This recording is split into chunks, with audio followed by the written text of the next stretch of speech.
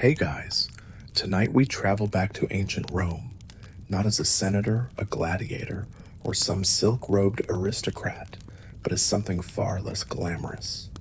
You're shackled, stripped of your name, owned. You're a Roman slave now. Your wrists are rubbed raw from the iron cuffs, and the sun beats down on your back like it's mad at you personally. Your feet ache from marching who knows how many miles, and the only thing you're sure of is that your life is no longer yours. You probably won't survive this if you think you can talk back to your new master or just quit. That's not how this works. So, before you get comfortable, take a moment to like the video and subscribe, but only if you genuinely enjoy what I do here. I'd also love to know, where are you listening from and what time is it there? Drop your location and time in the comments. Now, dim the lights, maybe turn on a fan for that soft background hum, and let's ease into tonight's journey together. The air stinks of sweat and uncertainty. You're packed in with dozens of others, some sobbing, some silent, all of them waiting for whatever comes next. That moment where your status shifts from human being to inventory. You're not born into this, you're thrown into it. Maybe you were captured in war. Maybe your parents sold you to pay off a debt. Maybe you made one dumb move and ended up convicted. Rome doesn't discriminate when it comes to slavery. If you're unlucky, you qualify. And now, you're property. The idea hits differently when you realize there are no rights waiting to be respected. No courtroom, no last phone call. One moment you're someone, the next you're owned. In Roman law, you're not a person, you're a thing. You can be bought, sold, punished, gifted, or worked to death, and nobody blinks. You squint as you're herded into a holding pen. A traitor, loud, greasy, very sure of himself, walks past, inspecting you like a farmer sizing up livestock. He grabs someone's chin, looks at their teeth, nods approvingly. "Good breeding," he mutters. You realize with a jolt that he's talking about people like they're horses.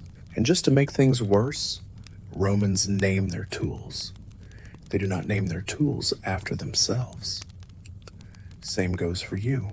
Still, this is the moment you need to keep your wits. Your brain is your best weapon now, and there are ways to increase your odds, even slightly. For example, act healthy, stand tall. If they think you're sick or weak, you'll be sent somewhere awful, like the mines. And trust me, you don't want the mines. You won't last 6 months there. Historians still argue whether mine slaves were considered the lowest or if that dishonor belonged to the rowing galleys. But it's like debating which buzzsaw you'd rather be strapped to. You overhear one older man whispering to a kid next to him, "If they take you to Sicily, find a way to run, hide, even for a day." You file that away, wondering what horrors Sicily holds for slaves. A guard jabs you with a wooden pole and shouts for silence. You keep your eyes low. There's a time to speak. This isn't it. Suddenly, you miss the small things. Warm bread, a real bed, your name. Not the big philosophical stuff, just your name. You used to be someone. A brother, a daughter, a blacksmith, a free person. Now you're boy or girl, or eventually whatever name your new owner likes the sound of. Could be Flavia, could be Maximus, could be dog. Fun fringe tidbit. Some Romans, in a weird show of twisted affection, actually named favorite slaves after mythological figures like Hermes or Eros. It's less cute when you realize it's not to honor you. It's to show off they have a god doing their laundry. The journey to your new life might involve marching with a caravan, riding in a wagon with fellow captives, or being displayed in a market stall with a price tag around your neck. You're led by ropes, like a parade no one wants to watch. And yet the Romans consider this normal. They don't think of themselves as villains. In fact, a wealthy Roman might wax poetic about how they take good care of their slaves, like a proud pet owner talking about their goldfish. It's dehumanizing in the most casually cruel way. Eventually, someone speaks to you directly. A merchant, squinting as if measuring your worth with his eyelids. He wants to know your skills. Can you read? Can you cook? Are you strong? You hesitate. Say too much and you might be sent somewhere high profile. Read, dangerous. Say too little and you'll be labeled unskilled. Basically cannon fodder for the hardest labor. One joke among slaves goes, if they say you'll work like a mule, pray they don't actually have one. Because if they do, guess who's racing it for lunch breaks? As you're pulled into a barn for the night, you notice something. The quiet organizing happening when the guards aren't looking. A tiny nod here, a whispered tip there.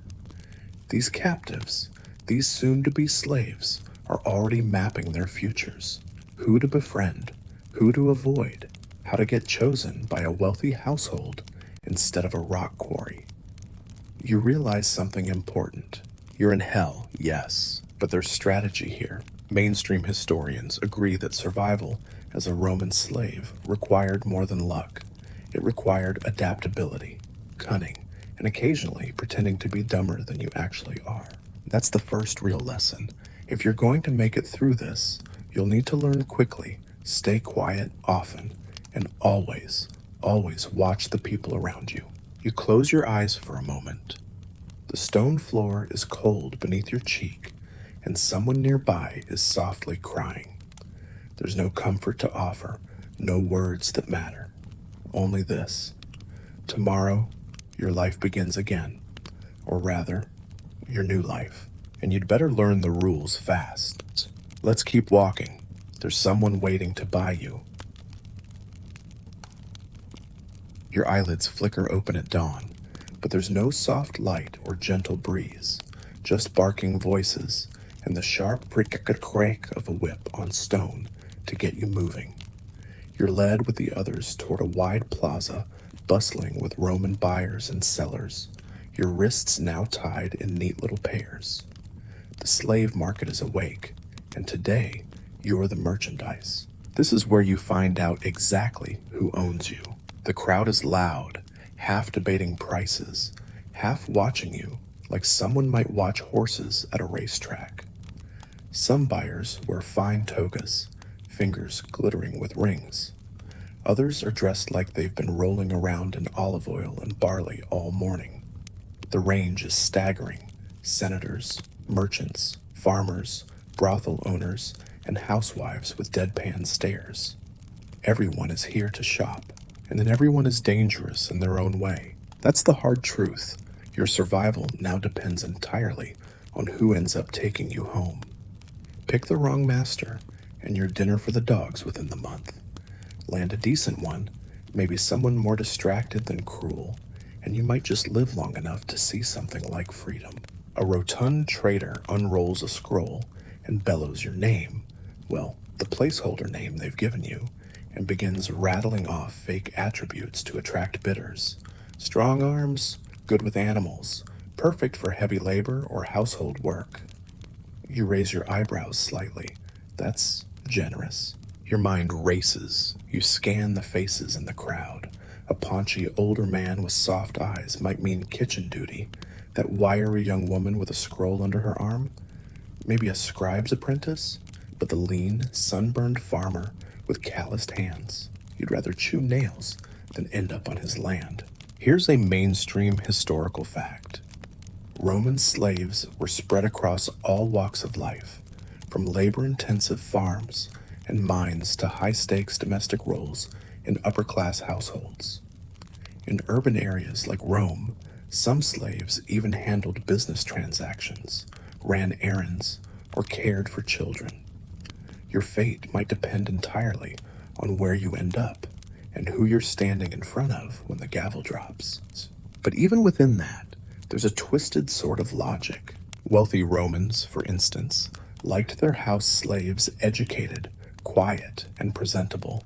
Farmers, they wanted raw strength. Traders, they wanted charisma and the ability to haggle. And then there were the truly unlucky, those picked by owners who had no idea what they wanted, except control. The man who finally gestures toward you is well dressed, but not overly so. His toga's slightly dusty, and he smells like garlic and ambition. He taps his chin and squints. "That one," he says. Just like that. You don't get a say. You're led away by rope again. Sold. Stamped into someone's private property.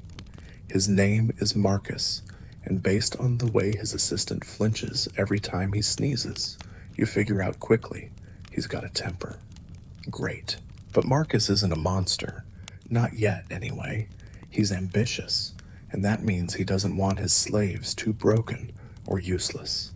He needs you working, producing, obedient, but not dead. Back at his estate, you're given a meal that tastes like boiled sadness and lentils. But food is food, and you shovel it in without question.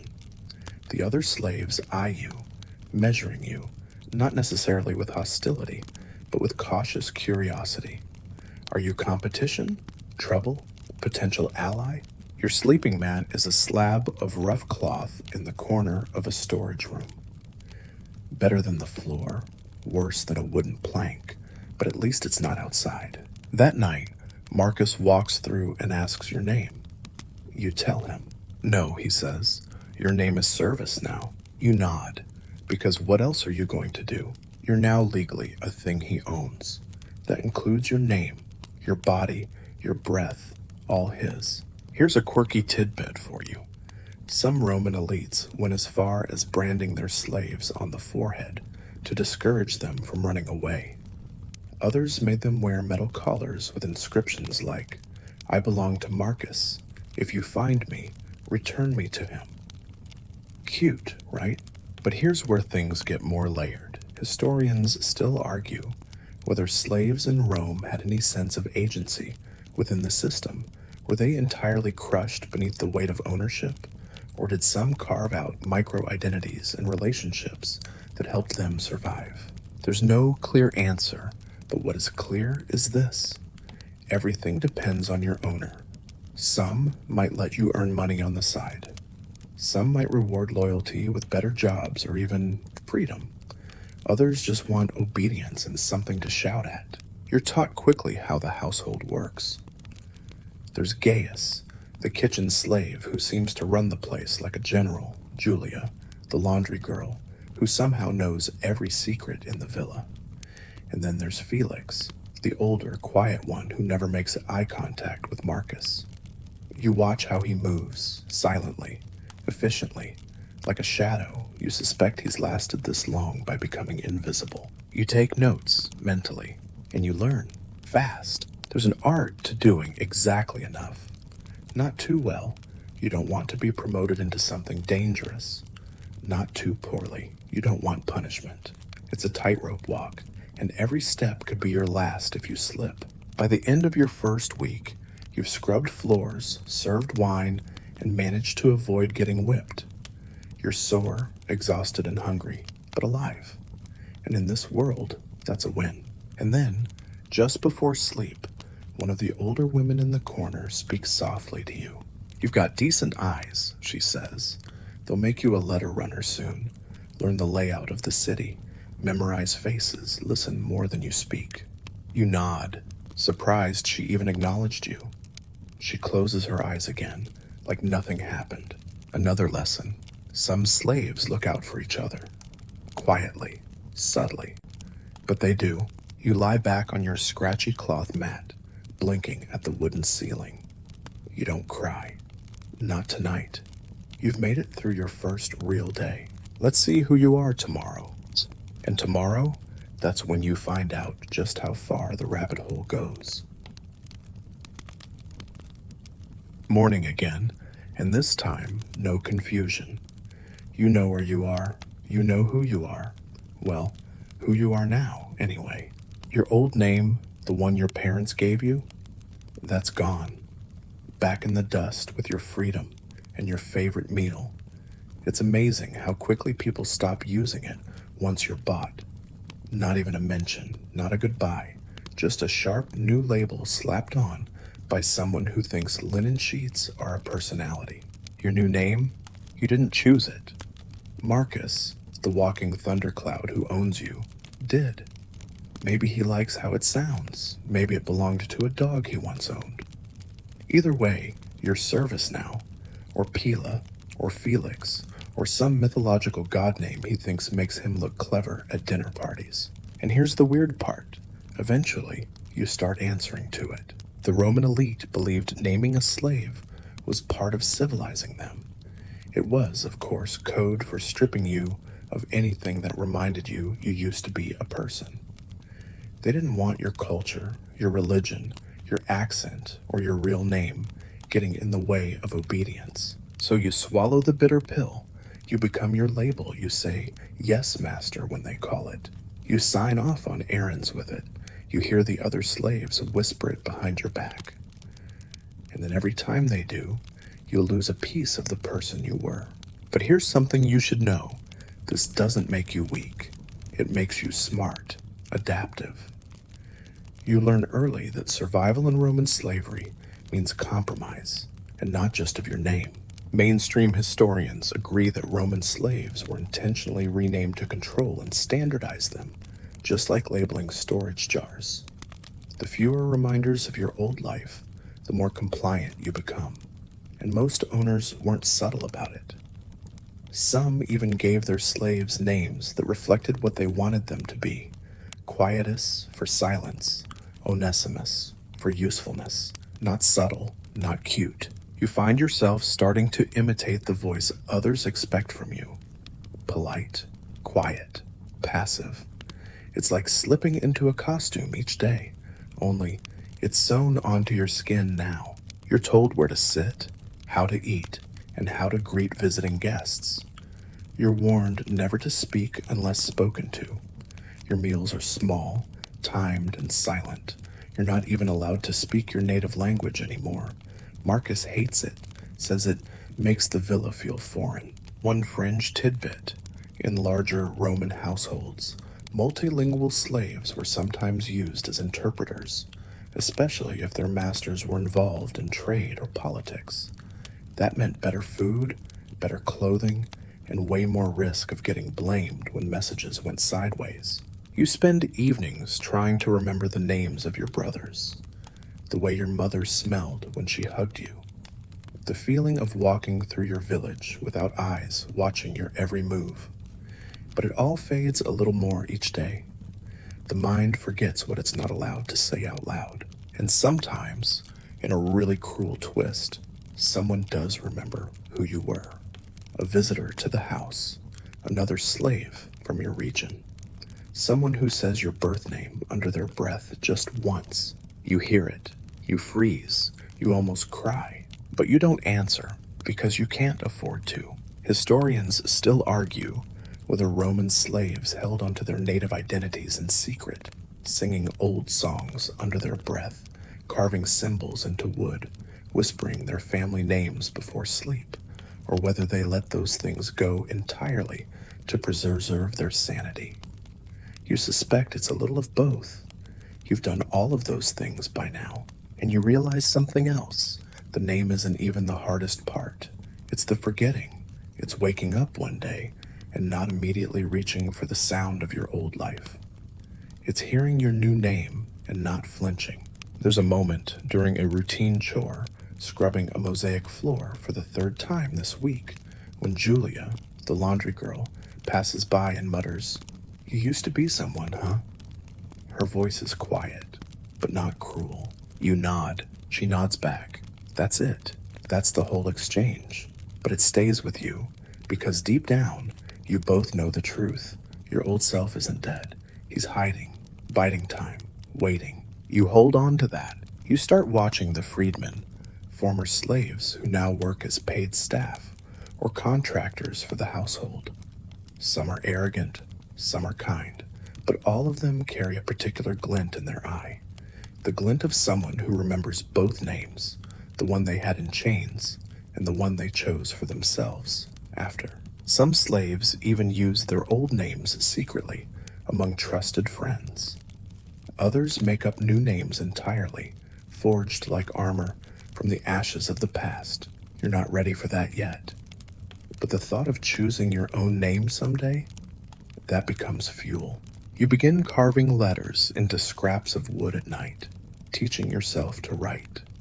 Slowly, secretly.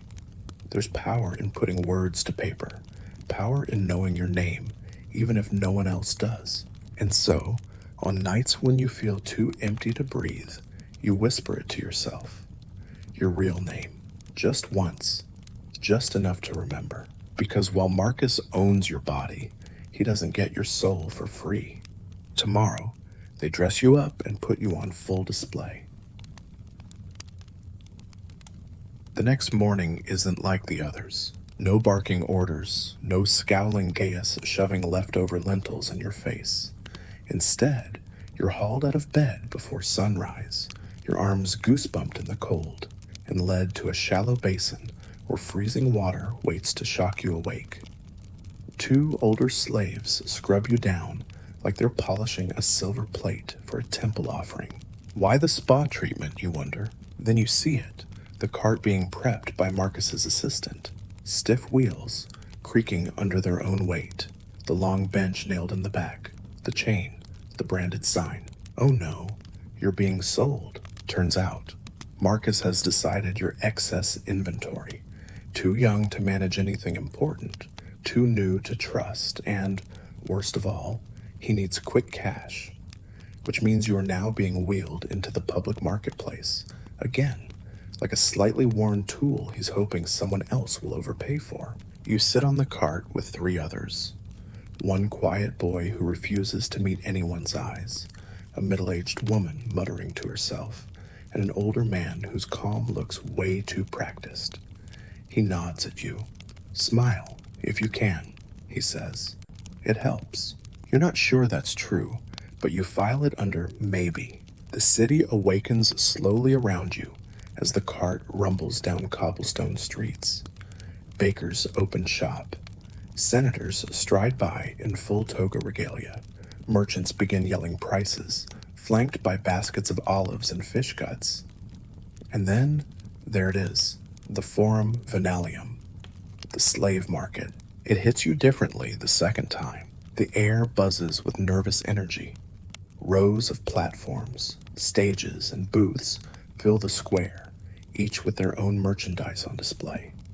There's a slave holding a tray of wine, a child with a bird perched on her shoulder, a half-naked man flexing like he's auditioning for a marble statue.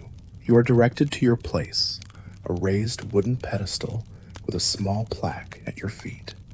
It lists your fake age, 15, shaved 2 years off, your fake origin, Gaul, which you are definitely not, and your fake skills, trained in household duties, laughable. And then the sign, tied around your neck with a frayed string, product guaranteed, no known defects. A mainstream historical fact. Roman slave auctions were theatrical, brutal, and highly regulated. Slaves were stripped, oiled, displayed, and marketed like livestock. Buyers could inspect teeth, muscles, even scars. There were even government inspectors making sure slaves were truthfully advertised. So, ironically, lying was fine as long as it was a standard lie. A man walks by and lifts your chin. His fingers smell like garlic and goat hair. Too thin, he mutters. Could fatten up. He walks away. Another taps your knee, checking for strength. Runaway legs, he chuckles. We'll fix that. You stay still. You don't blink. You wonder what it would be like to run. But you don't. Nearby, a teen girl tries to hide her tears. One buyer mocks her. Another frowns sympathetically. The girl's owner yells at her for ruining the display. She gets smacked right there on the stage. No one flinches. One fringe tidbit. Some Roman sellers dyed a slave's hair or rubbed ash on their skin to enhance their appearance. Others applied oil to highlight muscles or remove scars. Imagine being treated like fruit at a market and being polished before getting sold. Back on your stage, the crowd thickens. A few men begin shouting numbers. You're being bid on. Your stomach flips. It feels like a gladiator match, only no sword and no way to tap out. And then it happens. A woman in her 40s, finely dressed but no nonsense in her posture, raises a single finger. She doesn't speak, just gestures. The auctioneer nods. Sold, just like that. You don't even get to say goodbye to the three on the cart. You're pulled down, chained again, and led away like a suitcase with legs. This time, your new owner says nothing on the walk home. She doesn't introduce herself. She doesn't make eye contact. But when you enter her villa, you notice something strange. No yelling, no barked orders, just quiet, clean hallways and the faint smell of herbs. You're given water, real bread, a plain tunic, clean. You start to think, maybe this isn't the worst outcome. Her name is Livia, widow of a merchant. Owns a modest household with a few slaves, no children, and an intimidating cat that watches you like it's judging your soul. She finally speaks. You're young.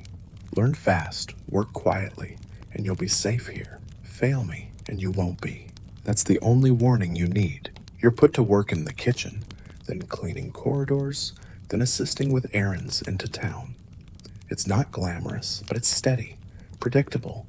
You learn who to avoid, the cook, and who gives out second helpings when no one's looking, the stable boy. Livia is strict but fair. She doesn't hit you.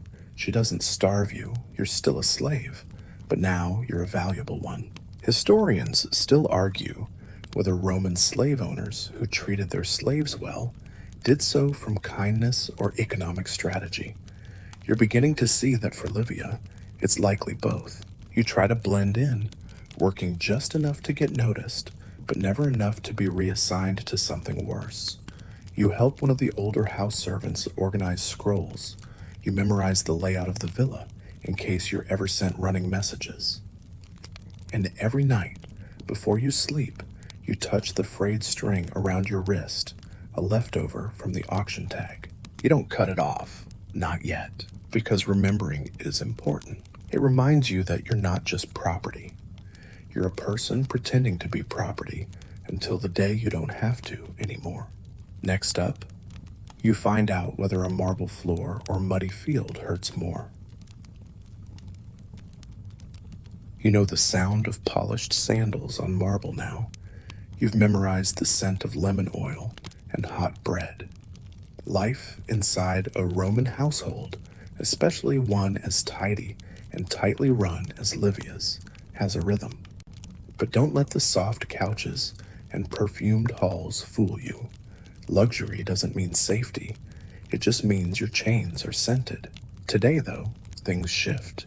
You're standing near the front atrium, dusting a pedestal, when the steward, a wiry man with the energy of a taut bowstring, taps you on the shoulder. Change of plan, he says. You're being evaluated. Could end up outside. Your heart sinks. Outside means the fields. You've heard the stories. Backs broken in vineyards, dust caked in every breath, heat that turns your bones into ash. The house slaves whisper about the agricola, the land manager out there, who only smiles when someone collapses. You follow instructions, heading toward the rear villa courtyard, where a sharp-eyed older woman watches a few slaves dig trenches. She eyes you like you're a stray dog sniffing her sandals. Not bad muscle, she mutters. Too thin, but let's see how you last. That's how fast it changes. One day, you're folding linens inside. The next, you're bent over rows of bitter greens, your hands stinging from rough soil. Here's the core reality. In ancient Rome, your position as a slave drastically shaped your quality of life. A mainstream historical fact, domestic slaves were considered more privileged, with access to food, shade, and even the occasional favor. Agricultural slaves, meanwhile, often faced the harshest conditions: sunburnt skin, long hours, brutal punishments. You feel it immediately. The field is a hostile place. The sun doesn't care about your story. The tools are heavy. The supervisors are louder, meaner, and less forgiving than anyone inside Livia's domus. Here, you don't have a name. You're just the one on row 3. You dig, you sweat, you learn quickly how to pace yourself. Not too fast, or they'll assign you more. Not too slow, or they'll assume you're lazy. It's an exhausting game of just enough. The other field slaves watch you for a while, without speaking. Then one, a man named Russo, finally offers a scrap of bread during the midday break. New? He asks. You nod. Don't fight the soil, he says. Push into it, like you're moving with it. It sounds like something a monk would say, but you try it, and surprisingly, it helps. Later that week, back in the villa, you overhear something unexpected. Livia's steward arguing with her. He wants to transfer you permanently to the fields. He's built for labor, the steward insists, but Livia disagrees. He's quick, she says, and quiet. I'd rather train him for messages. Your heart skips. You're being discussed like livestock, yes, but you're also being evaluated, watched, measured. That night, you're sent back inside to assist with evening service. The cool shade of the stone hallway feels like paradise after the punishing sun. You wipe sweat from your brow with trembling fingers, hoping no one sees how badly your arms are shaking. And just like that, you're both house and field. There's no clear boundary between the two for you now. Some days you serve wine to Livia's guests, standing motionless behind her chair, listening to dull conversations about fish sauces and trade routes. Other days, you haul baskets of vegetables from the garden until your spine begs for mercy. It's dizzying, but it also teaches you something crucial. Every slave job comes with a cost. House slaves live under constant surveillance. You're always being watched. One wrong look can lead to beatings. You have to smile, nod, obey, and pretend your soul isn't screaming. You sleep on mats in quiet corners, but at least the roof keeps out the rain. Field slaves suffer physically. Blisters, sunburn, aching joints. But there's a strange kind of freedom in the distance. Fewer eyes, more chances to whisper, more chances to hide things, like hope. Here's a fringe tidbit. Some field slaves in large estates were organized into groups called familia rusticae, almost like little platoons. They worked under a villicus, a slave supervisor, who was often just as feared as a free overseer. The villicus might beat you, but he also knew the tricks, how to fake a harvest weight or hide extra olives. Historians still argue whether field work built stronger bonds between slaves, shared suffering, creating solidarity, or if the desperation for survival made everyone suspicious, selfish, and guarded. You're starting to see both sides. Russo helps you. But others, they glare when you return to the villa, like you're stealing an easier life they'll never have. It gets worse when you're caught napping behind an olive press one afternoon. A younger field hand, a wiry girl with a scar across her jaw, tattles to the overseer. You spend the night scrubbing chamber pots as punishment. Her name, you later learn, is Kayla, and she hates you because she's been outside her whole life. You can't blame her. The next time you're assigned to pick grapes, she works beside you, saying nothing. After an hour, she passes you a water skin without looking at you. You nod. That's progress. And you realize something. Survival isn't just about strength. It's about relationships. A helpful cook can save you from hunger. A jealous field hand can ruin your chances. A kind word can be traded like currency. Eventually, the steward reassigns you again, this time full-time inside. Livia says you listen well. You want to ask, to what? But you don't. You just nod. You lie awake that night, staring at the rafters. Your muscles throb. Your hands are rougher, but your head is still yours. And that's something. Tomorrow, maybe you'll get sent to town. Maybe you'll deliver a message. Maybe you'll get noticed by someone who sees more than a back and a broom. But for now, your job is simple. Survive. and you're starting to get good at it. Of course, what comes with power inside the villa is punishment. It's a warm afternoon, the kind that makes sweat beat on your temples before you've even moved. You're in the atrium, holding a tray of dates and wine, standing still as a statue, while two of Livia's guests drone on about tax grain quotas. You've become something invisible, background, trusted enough to be present, but not human enough to acknowledge. And then it happens. You flinch. Not much, just a subtle twitch when one guest reaches too quickly toward his wine. The goblet teeters, and you steady it. A save, barely. But Livia notices. Her eyes narrow. She doesn't say anything, at least not yet. Later that night, in the servants' quarters, Gaius corners you. "Don't fidget near the guests," he hisses. "You made her look bad." You want to argue. You helped, didn't you? You saved the cup, but that's not how things work here. Welcome to the true heart of Roman slavery, fear and performance. Every step, word, glance, calculated. Every mistake, punished. And those punishments, let's just say Romans had imagination. Here's a mainstream historical fact.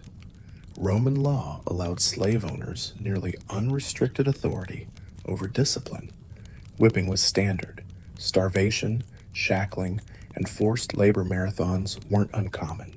Some households even had designated punishment rooms, ergastula, underground spaces used for confinement, correction, or just good old-fashioned torment.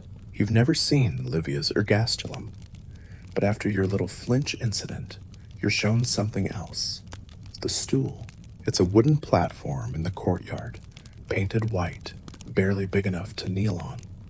You're told to sit there, back straight, knees folded, from dusk until the third watch. No moving, no speaking. By the end, your legs are jelly and your pride is mulch. It's not just the discomfort, it's the theater of it. Every other slave walks past you, sees you, judges you, learns from your pain. That's the point. Punishment is rarely private in Rome. The next day you return to your duties with a stiffness that slows your every movement. But at least you're still inside. You weren't beaten, you weren't sent to the fields. In this twisted system, that's considered leniency. Russo hears about it from someone and shakes his head when you pass him in the courtyard. "Watch the old woman's eyes," he mutters. "They'll tell you what's coming." You start watching. You start learning the signals. A twitch of Livia's mouth means someone forgot something. A lift of her brow. Someone said too much. And if she smooths her gown, someone's about to be replaced. It's survival through observation, through performance. You're not just a slave. You're an actor playing a role every minute of every day. Fail, and you bleed. Succeed, and you're ignored, which is in Rome the highest compliment a slave can hope for. Here's a fringe tidbit. In some households, elite Romans trained their slaves in theatrical performance, not just for entertainment, but for how to serve food, how to smile, how to walk gracefully across the mosaic floors. Slavery wasn't just labor, it was choreographed submission. Calla, yes, the same Calla who once ratted you out, gets caught muttering under her breath while folding linens. A freeborn guest hears her, complains, and within an hour, she's chained near the garden to pull weeds all day with a rock tied to her back. She doesn't cry. She doesn't even look surprised. "Better than the mines?" she shrugs later. You've never seen the mines, but you've heard enough to know that phrase isn't a joke. Roman silver mines, salt pits, and quarries were where troublesome or expendable slaves were sent. It was a slow execution. Days of back-breaking labor under guard, no relief, no sunlight breaks, no end. Historians still argue whether these mines were used as punishment or simply labor overflow, but either way, the message is clear. Mess up too many times, and you'll find out firsthand. You meet another punishment firsthand. Public humiliation. It's Livia's favorite for minor mistakes. Spill oil, clean the hall with a dull spoon, forget a name, stand for hours holding a tablet labeled stupid mouth. It's absurd, childish, cruel, but effective. And yet here's the part no one talks about. Power trickles down. Slaves aren't just punished by masters, they punish each other. Julia, who supervises the laundry, slaps another girl for folding incorrectly. Gaius hoards better tools and glares at anyone who touches them. The steward takes any excuse to berate the youngest for imagined infractions. Why? Because power is addictive, even in crumbs. When you're crushed, you crave control over someone else. And in Roman slavery, being above another slave by even one rung can feel like a lifeline. One day, Livia asks you to deliver a sealed message across town. A huge deal. You nod, bow, and do exactly what's asked. You run, you sweat, you deliver it with perfect manners. When you return, Livia barely nods. No praise. But that night, you're given 2 pieces of bread instead of 1. That's reward. You learn to treasure it, to scan for patterns, to anticipate punishment before it comes, and to soften its blow. And most importantly, you learn when it's worth it. You begin to test your boundaries. On a morning shift, you whisper a joke to Julia that actually makes her smile. No punishment, no warning, just a smile. Later, she leaves you a fresh rag instead of a threadbare one. Small victories, not freedom, but cracks in the wall. You start hearing the other slaves more clearly now. You listen when Russo hums to himself in an unfamiliar tune, his old homeland maybe. You memorize it. You laugh, quietly, when Gaius mutters a sarcastic remark about Livia's spoiled cousin. You repeat it under your breath later, safely. You're still a slave, but you're not a robot. You're becoming human again, quietly, dangerously. Now let's see how you handle rising above your rank without painting a target on your back. The day starts like any other. Sweep the mosaic. Refill the water basin. Avoid the cat. But then Livia calls for you, not with the usual snap of her fingers, but with a calm, calculated tone. Come, she says, I have something new for you. That's rarely good. She hands you a scroll. Take this to my brother-in-law. Memorize the way. Do not speak unless asked. Do not return until you have the reply. Just like that, you're elevated, temporarily, into a new class of slave. The errand runner, the letter carrier, the discreet, clean, silent shadow of the house.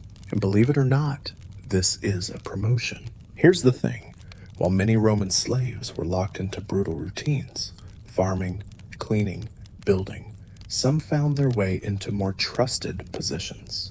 Scribes, cooks, tutors, body servants, estate managers. These roles came with their own dangers, but also with perks, slightly better food, a moment to breathe, occasionally even trust. So you run the errand, you arrive clean, you wait quietly, you deliver the scroll and return with the reply.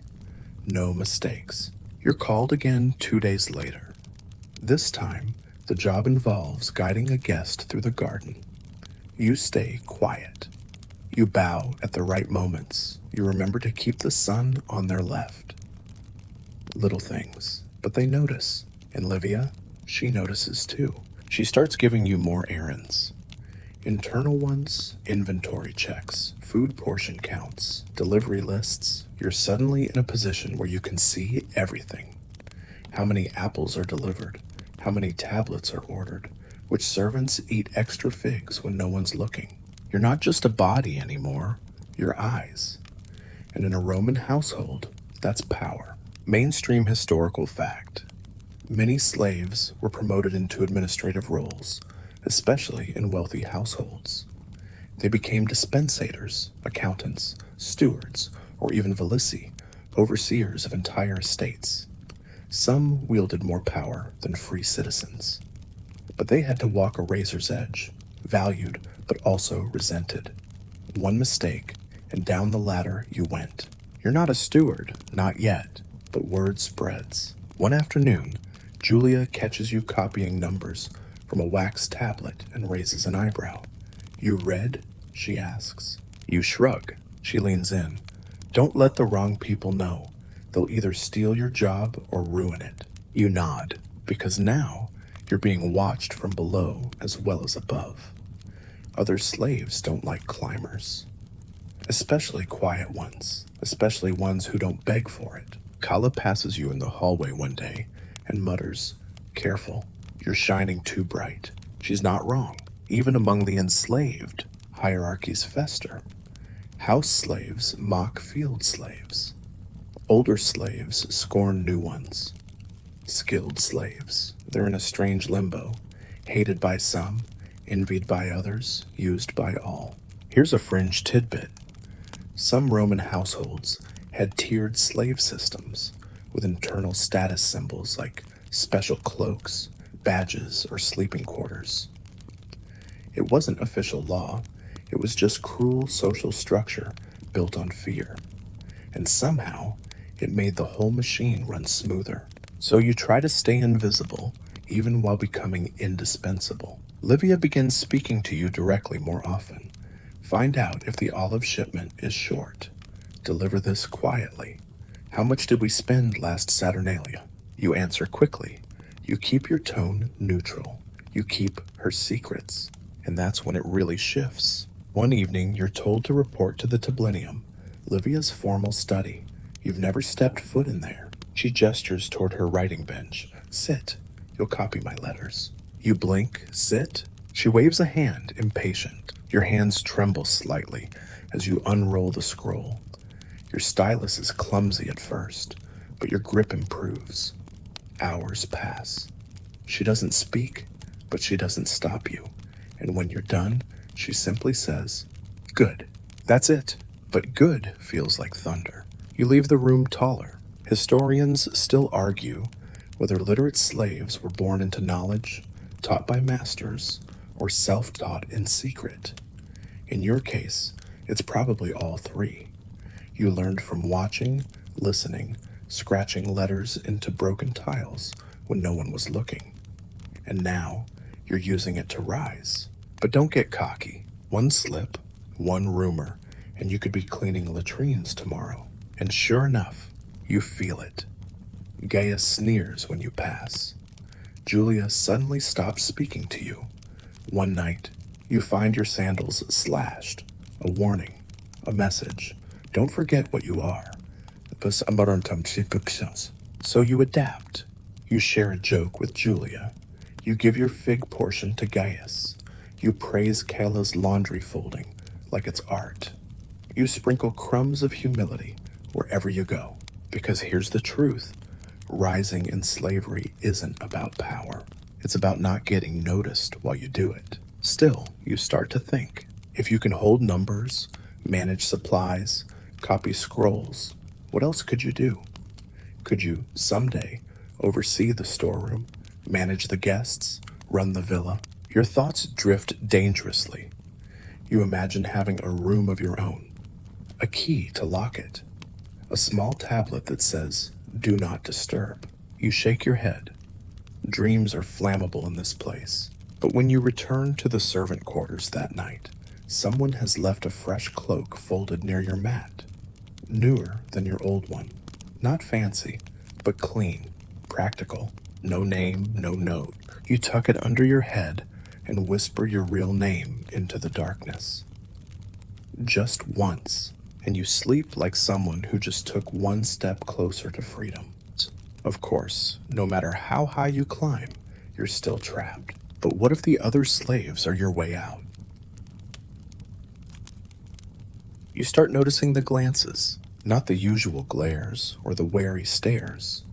These are different. Fleeting eye contact, quick nods, tiny shifts in posture when you're nearby.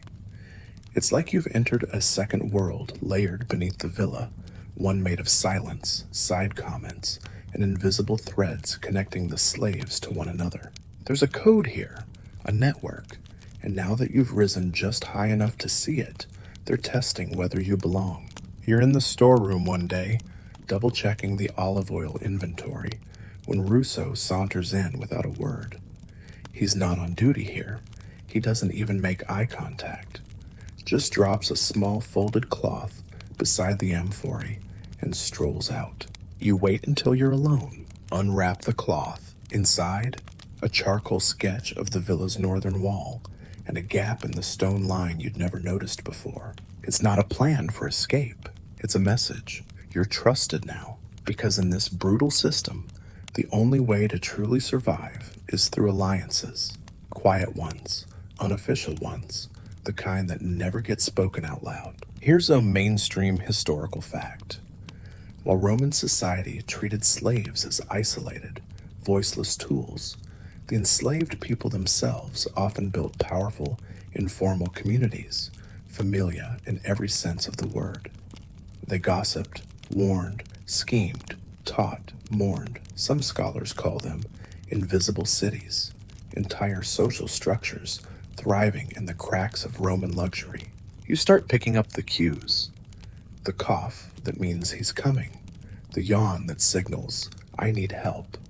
The way someone says figs when they actually mean trouble. It's not spoken, not taught. You learn by watching. Kala, who once hated your guts, begins sharing space with you during late tasks.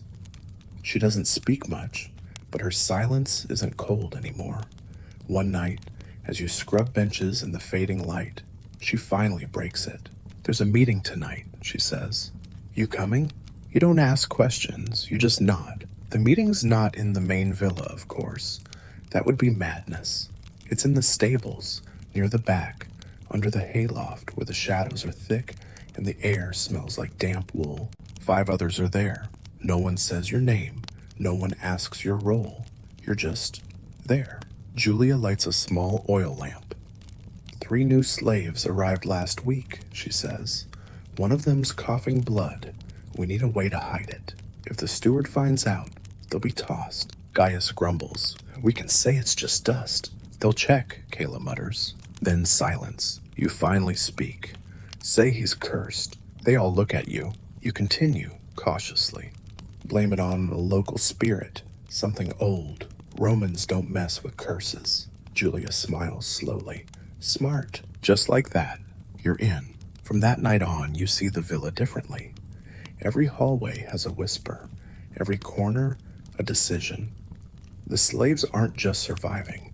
They're navigating, trading favors, hiding mistakes, watching each other's backs. Here's a fringe tidbit. Some Roman slaves created entire secret belief systems, blending their native religions with Roman rituals, not just for comfort, but as protection. Certain household spirits, like the Lares and Penates, were adopted and repurposed. Small figurines passed between hands. Chants murmured at night. A shared, sacred resistance. You notice one carved figure in the laundry room, shaped like a tiny bird. You touch it once.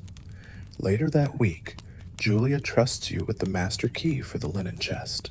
It's not magic, it's signal. Historians still argue whether these underground systems were acts of rebellion, mutual survival, or simply human nature asserting itself.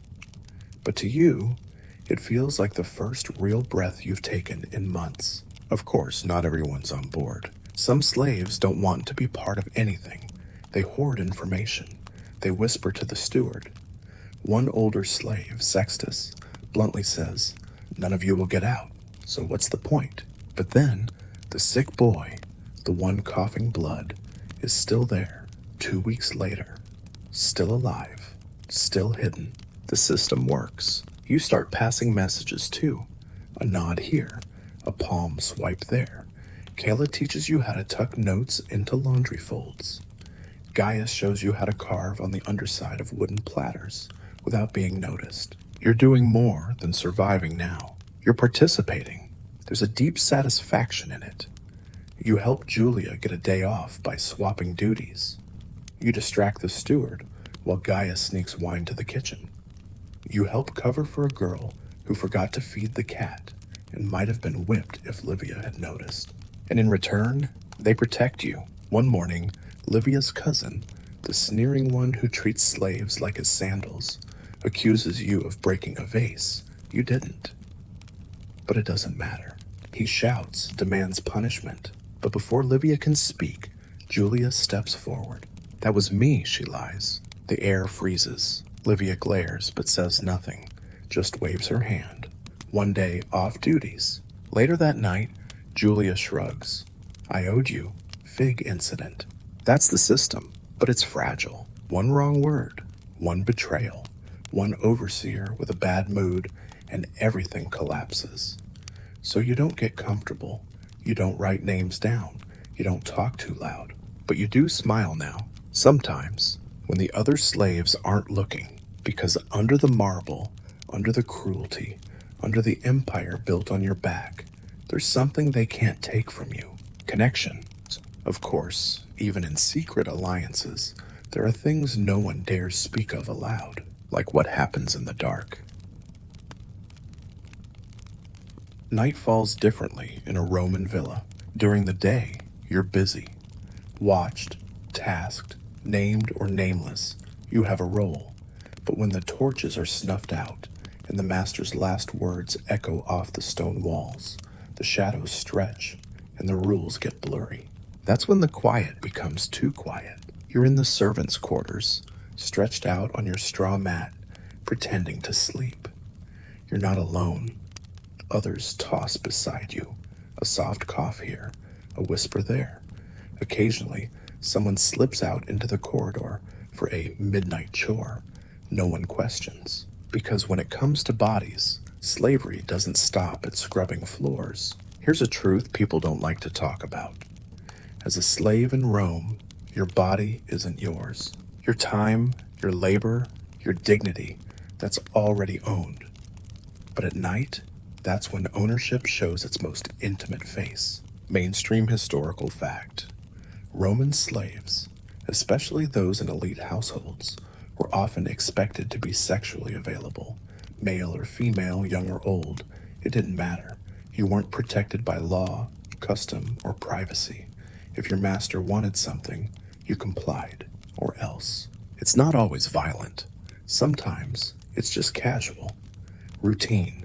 A snapped finger, a drawn curtain, no explanations, just obedience. And because it's never spoken of afterward, it lives in silence, festering. You learn quickly how to navigate it. Keep your eyes low. Speak only when addressed. Never be alone with certain people. Never be too visible. Never be too attractive, whatever that means to your master. But here's the complicated part. Sometimes, other slaves are the ones who cross those boundaries. A shoulder touch that lingers. A compliment laced with expectation. Some reach for comfort. Others reach for control. And in a place where no one owns themselves, those lines get twisted fast. That's where you meet Daphnis. He's a kitchen assistant, older, careful, and quiet, in a way that doesn't feel threatening.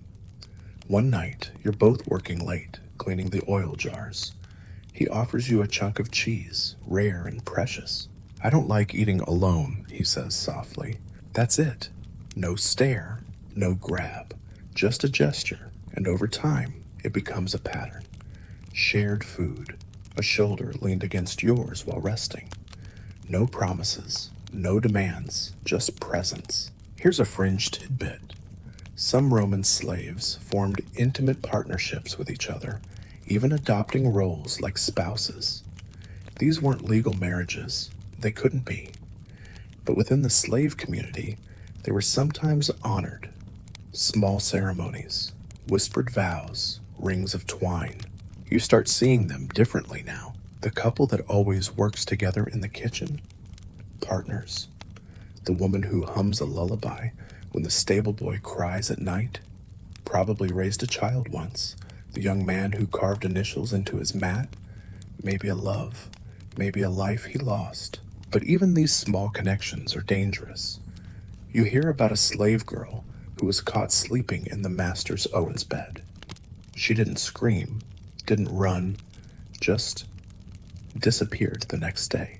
Historians still argue whether intimacy among slaves was rebellion, comfort, or just human instinct refusing to die. To you, it feels like all three. You and Daphnis continue your quiet connection. He never pushes, never expects, just shows up when he can. A fig slipped into your apron, a smile across the hall, and sometimes just a warm presence beside you on cold nights. But even this comes with risk. One night, Gaius sees the two of you talking and narrows his eyes. He doesn't say anything, but his silence hums with warning. You're getting noticed again. And in slavery, attention is rarely a good thing. So you pull back, just a little, less laughter, more space, but not none, because here's what you've learned. You need something human to hold on to. A friendship, a memory, a shared glance in the kitchen. Otherwise, you become hollow. There's a moment, late, quiet, sacred, when you lie on your mat and listen to the breathing around you. The snoring, the shuffles, the whispered names of people long gone, and you realize something. None of you are alone, not really. Even in a world where your body isn't yours, your heart still pulses in defiance. Soft, steady, and stubborn.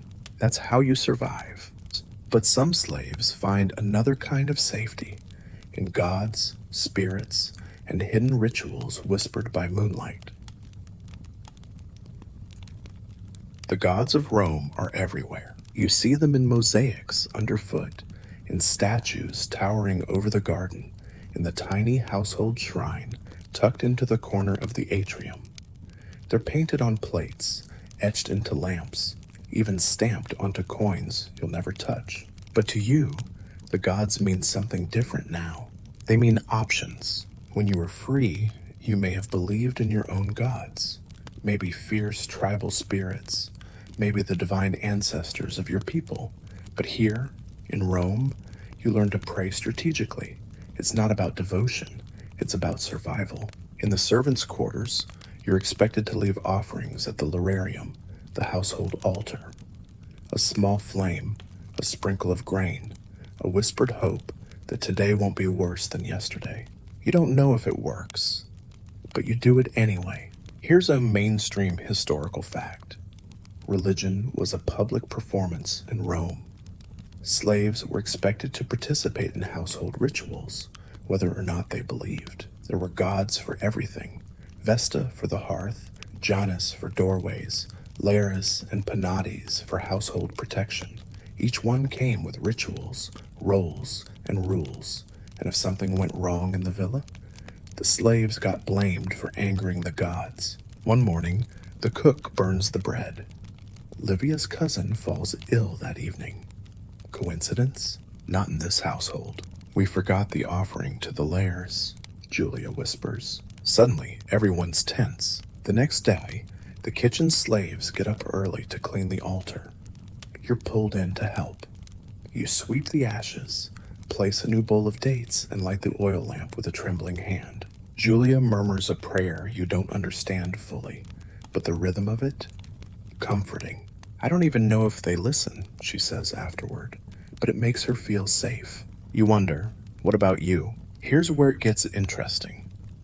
Beneath the official prayers and Roman ceremony, there's a second layer. A quieter, older kind of faith passed from slave to slave like contraband. Calla calls it whisper worship. It starts when you catch her muttering near the garden gate. A chant, maybe. A name. She presses a smooth stone into the dirt before walking away. That night, she leaves another in your laundry pile. No explanation. You ask nothing. But later, in the stables, you see Russo press a fig against the wall and whisper something in a language you don't recognize. He meets your eye and nods, like you've just been invited to the club no one talks about. These are the hidden cults, the quiet gods. You hear snippets. Isis, Magna Mater, Mithras, names that make the villa's walls feel thinner. Powers that answer prayers the layers won't touch. Here's a fringe tidbit. Roman slaves often adopted or revived mystery religions, especially ones that promised salvation or freedom in the afterlife. Many cults, like those of Isis or Mithras, welcomed the enslaved, giving them rituals and identities outside the control of their owners. These rites were often secret, often forbidden, and incredibly personal. One night, Daphnis takes your hand and places a tiny carved figure into your palm. It's smooth, shaped like an eye. For protection, he says. From what? He shrugs. The ones we can't name. You start carrying it with you, tucked into your waistband. You never tell Livia, you never mention it during morning prayers. But when you pass the north wall, where the stone is worn thin and the wind whistles strange, you touch it, just in case. Historians still argue whether these private religious practices were forms of resistance, coping mechanisms, or spiritual surrender. But to you, there's something more essential: choice. In a life where nothing belongs to you, not your name, not your time, not your future, faith is the one thing you still control.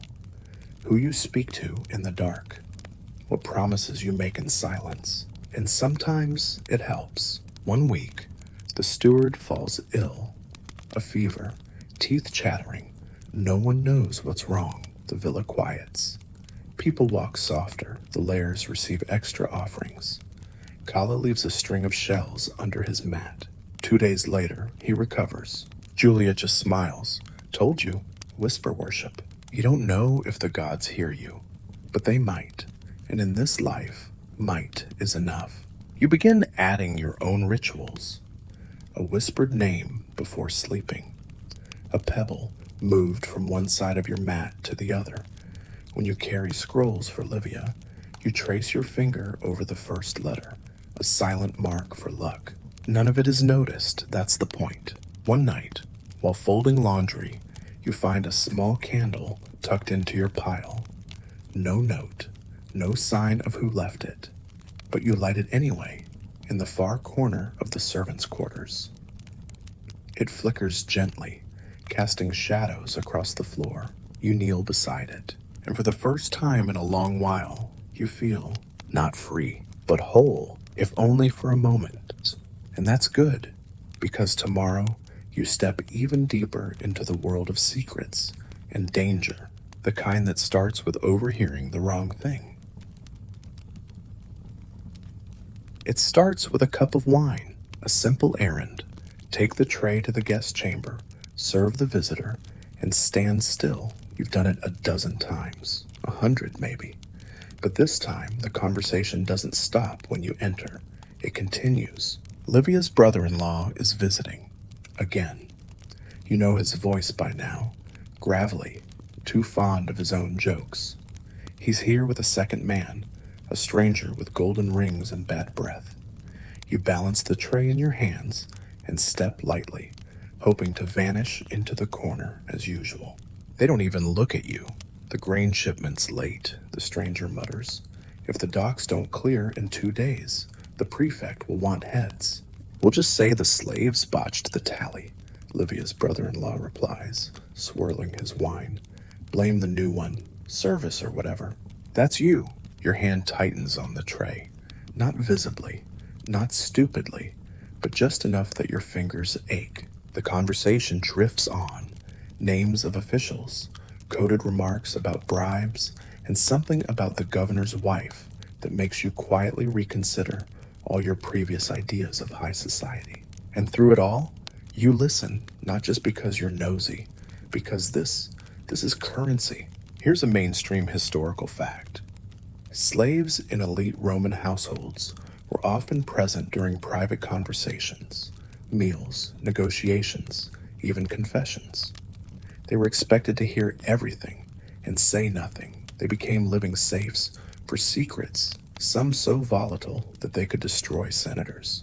And the scary part? They couldn't forget. You quietly step backward, bow, and leave the room. No reaction from either man.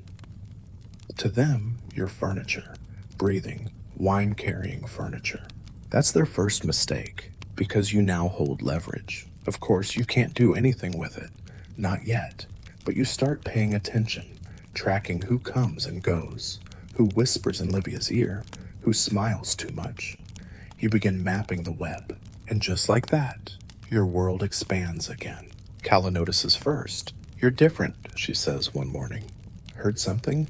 You don't answer, but you don't deny it either. She nods slowly. Be careful. A smart slave is a useful slave. A clever one gets killed. She's right. There's a line here. You've stepped to the edge of it. But then comes the second incident. You're in the peristyle, sweeping fallen leaves, when you catch two guests arguing behind the columns. He has to be moved, one hisses. If he's still in the city by next week, the vote fails. We can't risk the slaves knowing, the other says. Too late. You glance sideways, just a fraction, but one of them sees. You drop your eyes, sweep faster, stay silent. Later that night, a different slave tells you, you've been marked. One of the guests asked your name. Here's the part that makes your skin go cold. He didn't know it, not even your fake one. To him, you're just the one sweeping leaves. But now you're remembered, and that's dangerous. Here's a fringe tidbit. Some Roman slaves were tortured for testimony in court because under Roman law, slave testimony wasn't admissible unless it came under duress. So, if you heard something you weren't supposed to, the legal solution was to beat it out of you. Literally. You keep your head down. You don't mention the conversations. You pretend to forget. But internally, your memory sharpens. You catalog, and soon, others notice. Not the masters, the slaves. Rousseau starts asking what time certain guests leave. Julia suddenly wants your help cleaning the study, not her job. Gaius accidentally gives you the wine roster and tells you to note who took second helpings. You've become an informal informant, not by force, by usefulness. Historians still argue whether slaves in elite homes had any real influence, or were just repositories of power they couldn't use. But clearly, the other slaves see you differently now. They ask questions, drop names, build their web of knowledge through you. You realize it one evening when Julia casually mentions something only Livia could know. She's meeting that senator again, huh? You blink. She smiles. I heard she wore blue last time. That's her flattery color. That's not gossip. That's intel. They're planning something. Not rebellion. Not quite. But positioning. Aligning themselves with power. Like chess pieces on a board made of marble and blood. And you're a bishop now. But with status comes danger. Livia's steward, who's always been suspicious, starts trailing your footsteps. Not overtly. Just enough that you feel it. A gaze too long. A question too sharp. Then one morning he stops you. You've been too quiet, he says. That worries me. You bow. I speak only when needed. He leans close. Then start needing less. You nod. Walk away. Calm. But inside, you start planning your escape route. Because here's the thing. Secrets are heavy. And the moment someone realizes you're carrying them, they either protect you or crush you. That night, Daphnis finds you near the kitchen, staring into nothing. You're thinking too much again, he says. You nod. Just remember, he adds, if you hold a match too long, it burns you. You breathe out and whisper back, I'm not holding it. I'm building a fire. He smiles. You sound dangerous, he says. Maybe you are. But power, even quiet power, doesn't last unless you learn how to wield it. And some slaves, they don't just survive power, they run the house. The gods of Rome are everywhere. You see them in mosaics underfoot, in statues towering over the garden, in the tiny household shrine tucked into the corner of the atrium.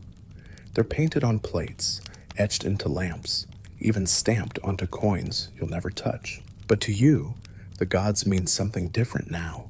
They mean options. When you were free, you may have believed in your own gods. Maybe fierce tribal spirits, maybe the divine ancestors of your people. But here, in Rome, you learn to pray strategically. It's not about devotion, it's about survival. In the servants' quarters, You're expected to leave offerings at the lararium, the household altar. A small flame, a sprinkle of grain, a whispered hope that today won't be worse than yesterday. You don't know if it works, but you do it anyway. Here's a mainstream historical fact. Religion was a public performance in Rome. Slaves were expected to participate in household rituals, whether or not they believed. There were gods for everything. Vesta for the hearth, Janus for doorways, Lares and Penates for household protection. Each one came with rituals, roles, and rules, and if something went wrong in the villa, the slaves got blamed for angering the gods. One morning, the cook burns the bread. Livia's cousin falls ill that evening. Coincidence? Not in this household. We forgot the offering to the Lares, Julia whispers. Suddenly, everyone's tense. The next day, the kitchen slaves get up early to clean the altar. You're pulled in to help. You sweep the ashes, place a new bowl of dates, and light the oil lamp with a trembling hand. Julia murmurs a prayer you don't understand fully, but the rhythm of it? Comforting. I don't even know if they listen, she says afterward, but it makes her feel safe. You wonder, what about you? Here's where it gets interesting. Beneath the official prayers and Roman ceremony, there's a second layer. A quieter, older kind of faith passed from slave to slave like contraband. Calla calls it whisper worship. It starts when you catch her muttering near the garden gate. A chant, maybe. A name. She presses a smooth stone into the dirt before walking away. That night, she leaves another in your laundry pile. No explanation. You ask nothing. But later, in the stables, you see Russo press a fig against the wall and whisper something in a language you don't recognize. He meets your eye and nods, like you've just been invited to the club no one talks about. These are the hidden cults, the quiet gods. You hear snippets. Isis, Magna Mater, Mithras, names that make the villa's walls feel thinner. Powers that answer prayers the layers won't touch. Here's a fringe tidbit. Roman slaves often adopted or revived mystery religions, especially ones that promised salvation or freedom in the afterlife. Many cults, like those of Isis or Mithras, welcomed the enslaved, giving them rituals and identities outside the control of their owners. These rites were often secret, often forbidden, and incredibly personal. One night, Daphnis takes your hand and places a tiny carved figure into your palm. It's smooth, shaped like an eye. For protection, he says. From what? He shrugs. The ones we can't name. You start carrying it with you, tucked into your waistband. You never tell Livia, you never mention it during morning prayers. But when you pass the north wall, where the stone is worn thin and the wind whistles strange, you touch it, just in case. Historians still argue whether these private religious practices were forms of resistance, coping mechanisms, or spiritual surrender. But to you, there's something more essential: choice. In a life where nothing belongs to you, not your name, not your time, not your future, faith is the one thing you still control. Who you speak to in the dark, what promises you make in silence. And sometimes it helps. One week, the steward falls ill. A fever, teeth chattering. No one knows what's wrong. The villa quiets. People walk softer. The Lares receive extra offerings. Calla leaves a string of shells under his mat. 2 days later, he recovers. Julia just smiles. Told you, whisper worship. You don't know if the gods hear you, but they might. And in this life, might is enough. You begin adding your own rituals. A whispered name before sleeping. A pebble moved from one side of your mat to the other. When you carry scrolls for Livia, you trace your finger over the first letter, a silent mark for luck. None of it is noticed, that's the point. One night, while folding laundry, you find a small candle tucked into your pile. No note, no sign of who left it, but you light it anyway, in the far corner of the servants' quarters. It flickers gently, casting shadows across the floor. You kneel beside it, and for the first time in a long while, you feel not free, but whole, if only for a moment. And that's good, because tomorrow You step even deeper into the world of secrets and danger, the kind that starts with overhearing the wrong thing. It starts with a broken broom handle, harmless enough, accidental, a weak shaft that snaps while Kayla is sweeping the garden path. She curses under her breath, nothing theatrical, and reaches for another. But the steward sees it. He storms across the peristyle, grabs her arm, and yells about wastefulness, lazy hands, and disrespect. You freeze where you are. So does everyone else. Kala doesn't resist. She just stands there, stone-faced, as he raises his hand. You watch his palm hover for a second, enough time for him to reconsider. He doesn't. The slap echoes, hard, sharp, and for a moment, silence. Then something cracks, but not the broom. Something in Kayla. She doesn't cry. She doesn't flinch. But later that night, when everyone's asleep, she doesn't return to her mat. She disappears. Gone. The steward claims she was transferred, but you've heard that before. You ask around. No one knows where she's been sent, or they pretend not to. You don't push, but in your gut, you know. And something in you breaks too, because as much as you've learned to survive, to climb, to adapt, there's a part of you that wants to fight back. Not with ledgers, not with scrolls, but with action. You're not alone. Here's a mainstream historical fact. Resistance among Roman slaves was common. From subtle sabotage to open rebellion, enslaved people across the empire fought. They broke tools, slowed work, hid food, faked illness, and in rare cases, they rose. The most famous example, Spartacus, a gladiator turned rebel leader. In 73 BCE, he led a revolt that nearly tore Italy apart. For 2 years, his army of escaped slaves outmaneuvered Rome's legions, freeing others and burning estates. His name still sends a quiet chill down noble spines. Here's the fringe tidbit. Not all rebellions were military.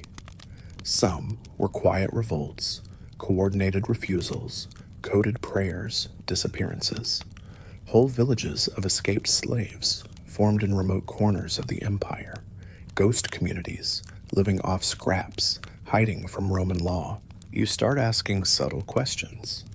Who controls the storeroom keys? How many guards actually patrol the villa at night? Where do the wine deliveries really come from? It's dangerous, too dangerous, and yet the whispers grow.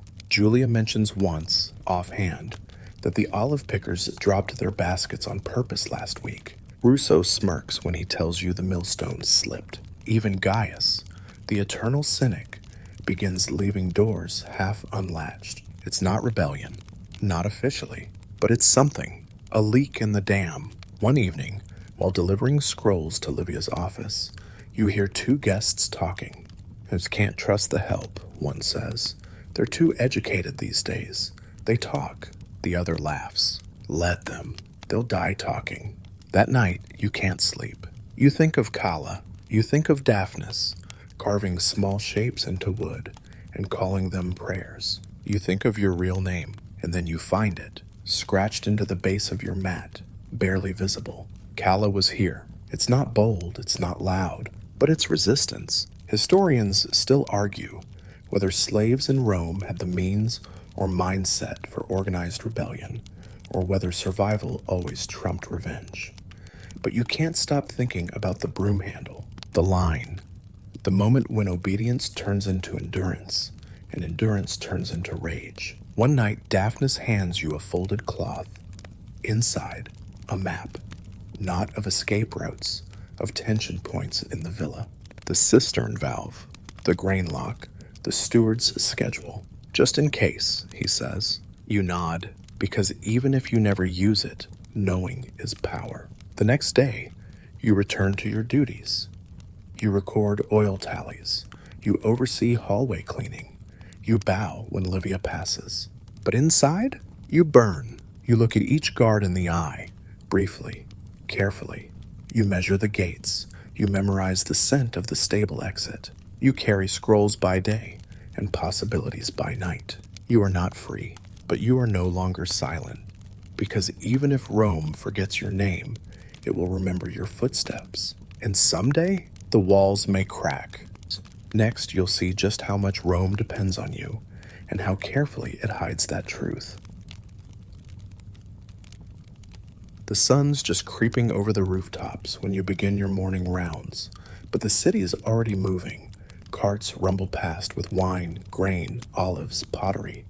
People shout from market stalls. You watch them pass, all with purpose, all free, and for a moment, it stings. Not because you want to be them, but because they don't know. They don't realize the engine powering all of this.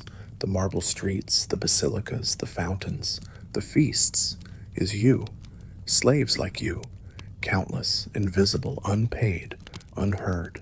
And Rome likes it that way. Today, you're accompanying Pylades to the city center. He has business with a merchant, and you're there to carry the scrolls, nod politely, and not exist. But as you walk through the Forum Romanum, you start noticing just how many of you there are. The man sweeping the temple steps? Slave. The woman pouring wine in the senator's atrium? Slave. The messenger weaving between litters, scroll in hand? Slave. The one holding the parasol for the nobleman's wife, walking exactly 2 steps behind? Also a slave. You blend in because there are thousands of you. In Rome alone, historians estimate that up to 1/3 of the population was enslaved. 1/3. It's a number so huge, it's almost invisible until you know how to see it. You pass a bakery. The ovens are manned by slaves. You pass a tavern. The waitress? Slave. You walk by a man buying a sculpture. The sculptor, impressively skilled, nods respectfully, but you catch the iron collar half hidden under his tunic. That's the mainstream historical fact today. The Roman economy, culture, even religion, was utterly dependent on slavery. From mining to medicine, accounting to entertainment, slaves were the workforce. Without them, the empire would grind to a halt. And yet Rome pretends it's all built on Roman virtue. The hypocrisy is exhausting. Take the Senate. You pass their pristine hall, where laws are drafted and ideals debated. Senators love to talk about mos maiorum, the way of the ancestors, discipline, honor. But who cooks their meals? Who bathes their children? Who makes sure their togas are clean and their mistresses stay quiet? That's right. And here's the kicker. They know it. They just don't say it. Here's a fringe tidbit. Some elite Romans actually staged mock plays where actors portrayed grateful slaves, praising their master's generosity. These weren't comedies. They were tools. Performances designed to remind the audience how benevolent Roman slavery was, as if smiling through chains made the chains invisible. You and Pylades reach the merchant's shop. He hands over the grain receipts. Pylades smiles, signs, and turns. No thanks, no greetings, just business. As you leave, you catch a glimpse of the merchant's slave, a young boy with scabbed fingers and a hollow look. He sees you, and you see him, just for a second, and then it's gone. Back at the villa, things run as always. You file scrolls, you double-check the date of Livia's next dinner party, you cross-reference oil inventories. Everything seems fine, except it's not, because now you can't unsee it. The entire empire runs on your back and pretends you don't exist. Even the architecture betrays it. The beautiful columns, cleaned by slaves. The aqueducts, maintained by slaves. The temples, the theaters, the gladiator games, especially the games, all staged, funded, and polished by those without names. And if a slave dies, they're replaced like a tool that breaks. Sometimes, you pass the family shrine in the atrium.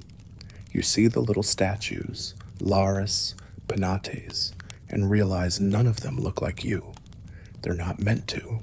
You're part of the household, but never part of the family. You're permanent and disposable. Historians still argue whether this contradiction, Rome's dependency on slavery, and its denial of that fact was cultural blindness or intentional design.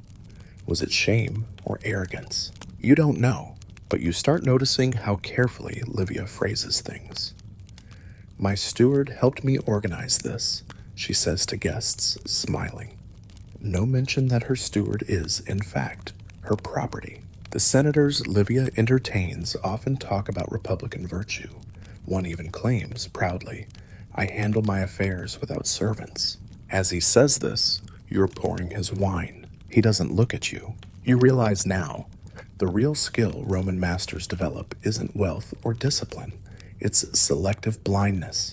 But you see everything, and that's dangerous. Because once you see the gears of the machine, you start wondering what happens when they stop turning. One afternoon, you help repair a cracked section of mosaic near the baths. The artisan leading the team is a Greek slave, older, gentle. As you work, he says softly, "What do you think Rome would do if we all sat down one day?" You glance at him, die of thirst. He chuckles.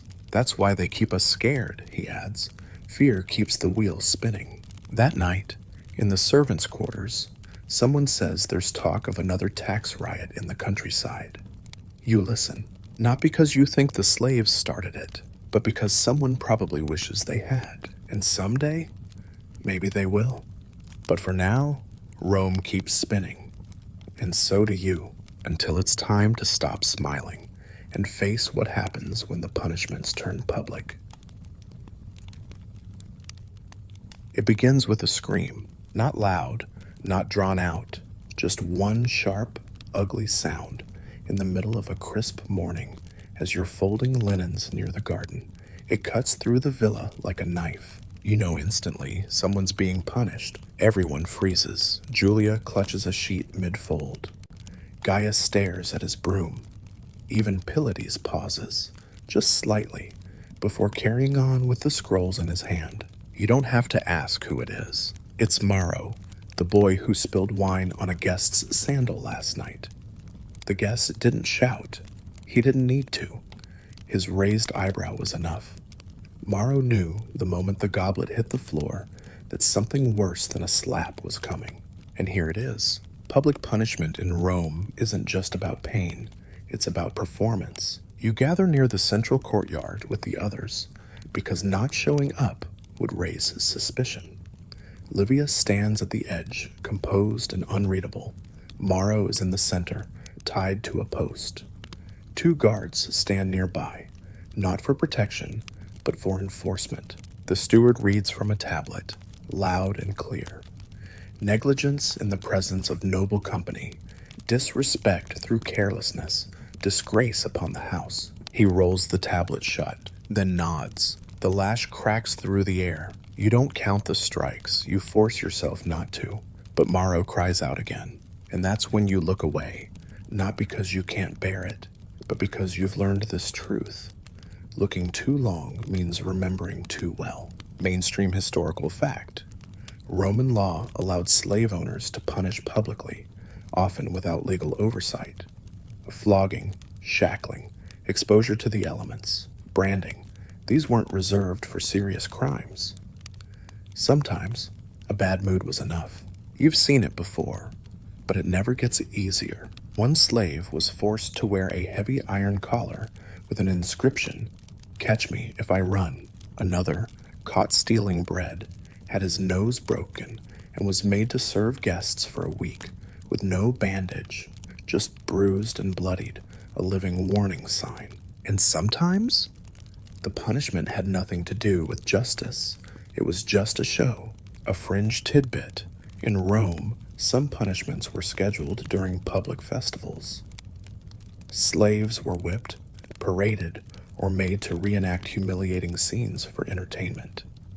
There are even accounts of slaves being dressed as mythological figures, gods, satyrs, even monsters, then beaten or mocked in front of cheering crowds. Maro doesn't cry after the 5th strike, just winces. His knees shake. You want to help him, so does everyone else, but you don't, because that's the point. Punishment is theater. Livia says nothing throughout. At the end, She raises her hand. The guards step back. Morrow collapses.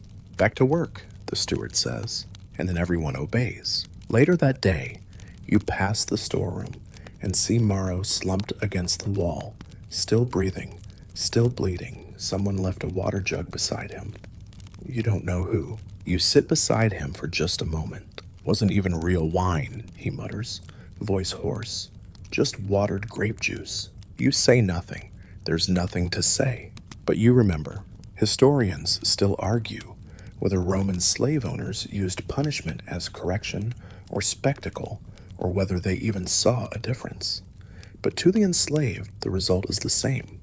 Fear becomes architecture. It shapes how you walk, how you speak, how you exist.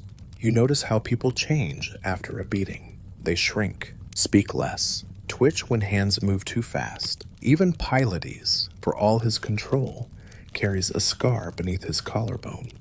You saw it once. He never speaks of it. One evening, you're called to the baths to assist a guest.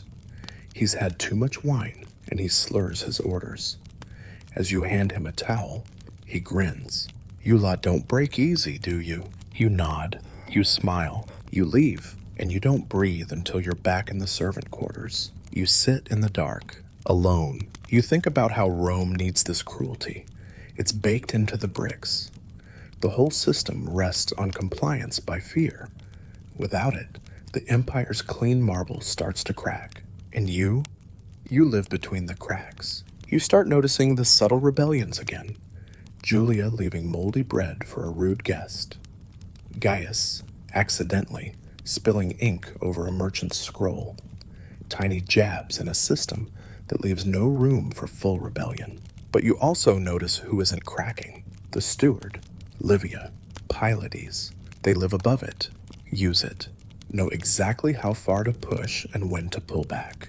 That's what keeps them alive. That's what keeps you alive. Still, you mark each punishment like tally marks on your soul, not because you plan revenge, but because you never want to forget what they're capable of. You help Morrow to the mat that night. He winces but doesn't speak. He falls asleep before his head hits the straw, and you lie beside him, staring at the ceiling, breathing, surviving. But not everyone stays marked forever. Some slaves, just a few, find a path out, a door, a chance, a fragile, flickering thing called freedom. You hear the word for the first time in months, soft, like a breeze sneaking through a locked door. Manumissio. It rolls off Julia's tongue as she scrubs wine stains from a guest's tunic. "He bought his freedom," she mutters, "saved up for years, then just left." She doesn't say who or how, but the word hangs in the air like incense. Manumission, the legal release from slavery. Not a dream, not a whisper. A Roman reality, but one so rare, so tangled in conditions and loopholes, it almost feels mythological. And now you can't stop thinking about it. You bring it up cautiously to Pylades while helping him catalog wine shipments. "Do many earn it?" you ask, as if you're making idle conversation. He doesn't look up.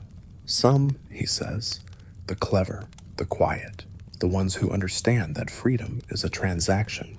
It's not a no." So you start watching more closely, listening, gathering facts, the way you once gathered olives, carefully, methodically, with a sore back and sorier hope. Here's a mainstream historical fact. Under Roman law, slaves could be granted freedom through several legal mechanisms. Some masters freed their slaves upon death, written into wills. Others allowed their most loyal, or economically useful, slaves to buy their freedom by saving small earnings, called a peculium. But none of this was guaranteed. It was permission-based, and permission was fickle. You learn that manumission isn't just a one-time declaration. It's paperwork, witnesses, signatures, politics, and worse, it's all controlled by the very people who own you. Still, you start to plan. You tally your worth, not your value to the household, but your economic output. You know what the average market price for someone with your skills is. You know what you'd fetch if auctioned again. And more importantly, you know what you've already earned for them. You ask Daphnis quietly how much he thinks a kitchen slave might save in a year. Depends, he says. If you're allowed to keep tips, if you gamble, if you have allies. Have you ever tried? He shakes his head. Didn't see the point. If they don't want you free, no sum matters. That sticks with you because it's not just about money. It's about favor, timing, political wins, your master's mood after dinner. There's a fringe tidbit you overhear from a visiting merchant. Some wealthy Romans staged fake manumissions, pretending to free their slaves during parties, then re-enslaving them after guests left. It was a joke to them, a performance, a way to seem generous without giving up anything real. That night, you can't sleep. You stare at the ceiling and run numbers in your head. How many scrolls you've copied, how many errands, how many hours in the courtyard, calculating olive yields. You should be free already, but you're not. Still, you start saving. Small things. A coin tucked into your sandal after a delivery. A scrap of silk traded for bread, traded again for olives, traded once more for a denarius. You hide them under a floor tile in the storeroom. Not much, but it's a start, and it's yours. You begin to practice what you'd say. I request manumission. It sounds so strange in your mouth, like it belongs to someone else. Historians still argue whether manumission was a legitimate path to freedom or simply a pressure valve designed to keep slaves hopeful and obedient. After all, who's going to rebel when there's a chance of being freed? You begin to notice who's been manumitted. The older man who sells lamps at the corner stall, he still calls his former master Dominus. The woman who cleans the bathhouse, she wears a freedwoman's ring, but still bows to patricians. And then one day, it happens. A slave in Livia's cousin's household is freed. Officially, with witnesses, a ceremony, the slave kneels. The master lays hands on his head and declares, "I free you by the rod." And just like that, he's no longer property. You hear about it from Julia first, breathless with disbelief. "Just walked out," she says, holding his certificate, like he'd grown wings. It lights something in everyone. Even Gaius hums as he stirs the stew. Russo grins for the first time in weeks. You don't say anything, but that night, you move your stash of coins to a new, safer place under a loose stone behind the peristyle fountain. Just in case, because hope is now part of your survival. You still scrub floors, still nod to Livia, still carry scrolls and make yourself invisible. But beneath it all, you're preparing. And that, in Rome, might be the boldest act of all. But what happens when you finally earn your freedom and realize it's not the end of your chains? It happens on an ordinary morning. The sun's just rising. You're organizing scrolls in the tablinum, like always. Livia sits nearby, humming to herself while signing correspondence. You glance up only when she speaks. "I've decided to free you." You stop breathing. "I'll include it in my will," she continues, casual, like she's commenting on the weather. "If I die before you, you'll be manumitted, officially." You nod, quietly, politely, like someone just handed you a slightly overripe fig. But inside, it's thunder, fire, 1,000 futures exploding all at once. You bow, you thank her, and then you leave the room. Alone in the corridor, your heart races. Freedom, or at least the promise of it. Delayed, distant, conditional, and completely out of your hands. But still, there it is, a key dangling just out of reach, and yet somehow already cold. Because here's what you know that others don't. Being freed doesn't make you free. Not in Rome. Here's the mainstream historical fact. When a Roman slave was manumitted, whether through purchase, reward, or will, they didn't become citizens in the full sense. They became liberty, freedmen or freed women, allowed to marry, own property, work for pay, but never equal, never forgettable, and always tied, legally and socially, to their former masters. You now belong to a new class, one step out of chains, but still below the stairwell. The very next day, Livia's steward delivers a message. You're now considered a client of the household. You'll remain here as part of the extended familia. It sounds generous, but what it means is this. Even in freedom, you owe her loyalty, presence, service on command, gifts at the new year, praise in public. She has, in effect, released the bird, but kept the cage. And you're not the only one. You start paying attention to the other liberty in Rome. They're easy to spot. Their tunics are a bit nicer, but not too nice. Their sandals worn but clean. Most of all, it's how they carry themselves. Upright, quiet, cautious. People who've learned not to speak first in any room. You meet one in the market, an older man named Philon, who once served as a household tutor. Now he sells ink and papyrus. Freedom is good, he says, but expensive and lonely. You ask if he ever visits his old master. He laughs, but there's no joy in it.